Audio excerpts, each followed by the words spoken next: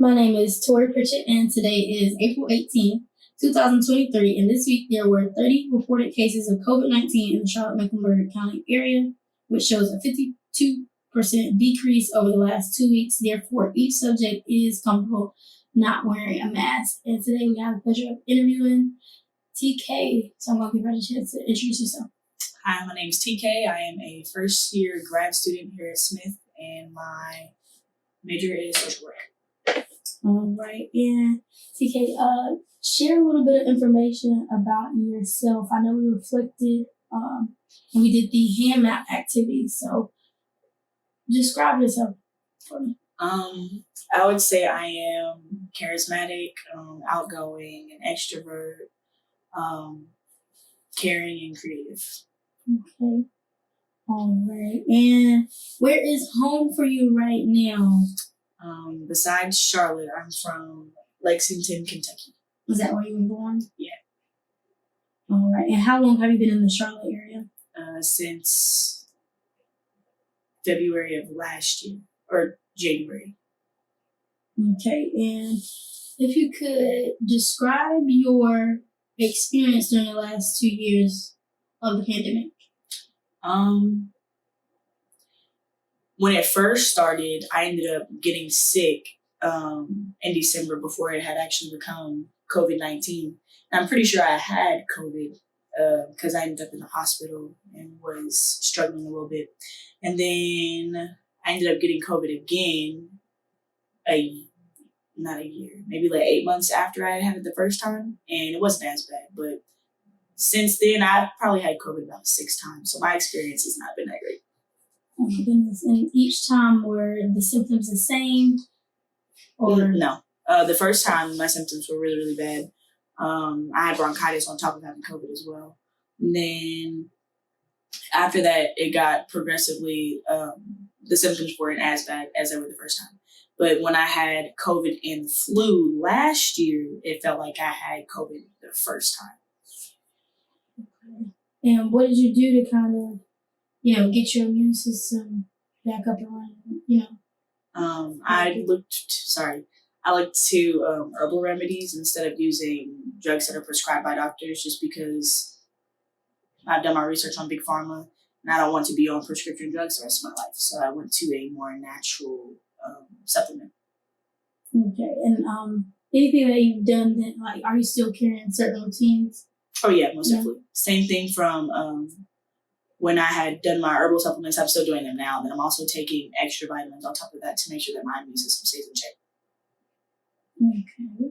Okay.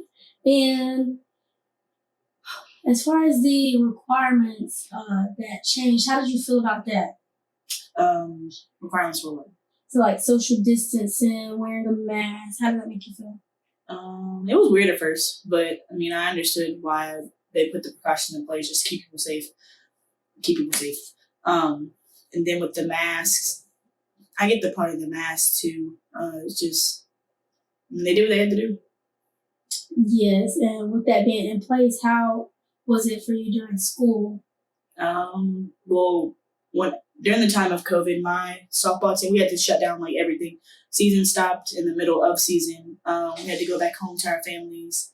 And then from there, I don't think I went back to school I was out of school for like a year. That's it. A year? So you had to transition to online learning? Yeah. And how was that for you? I liked online a lot better, not even gonna lie to you. It made everything easier, and I could actually take my work with me to work and do my work at work. Okay, so you worked during the pandemic as well, on top of school? Yeah. How was it trying to balance both? Oh, it was easy. I was literally I worked at Best Buy, so when I was not in the warehouse putting stuff out on the floor, I was at the customer service checking people out. And so when we weren't busy or anything, I had my iPad right in front of me, checking customers out, or just pull it to the side whenever we weren't as busy. Okay, and during that time, how was it for you working? How did you feel working during the pandemic? Oh, I felt great. Mainly just because, there weren't that many people in stores. And then when they ended up opening the stores back up, it wasn't as bad either. I enjoyed working during COVID. And did they have any requirements in place or anything different that they had to change? Yeah, so they had to have glass panels in front of all the registers, and then they had to put stickers out on the floor to keep people separated from 6 feet apart, 6 feet apart from each other. What else? They only allowed like a certain amount of workers to work each day. Um, they had more security in place. Yeah, it was basically like a big old lockdown. All right, and just backtracking a little bit back to when you said that you all had to stop in the middle of the season. So how was that for you? Completely stopping and going home. It wasn't as bad just because I'm from Lexington and I went to school in the school that I went to was also in Lexington. So and I also didn't live on campus. I lived in my apartment. So literally just other than stopping in the middle of the season like that it wasn't as stressful just because I was only a pinch runner. So like only thing I had to do was run the bases, and then I felt more bad for my upperclassmen than I did for the lowerclassmen because they was there last year. They didn't get to do anything towards the end of the season because everything got stopped.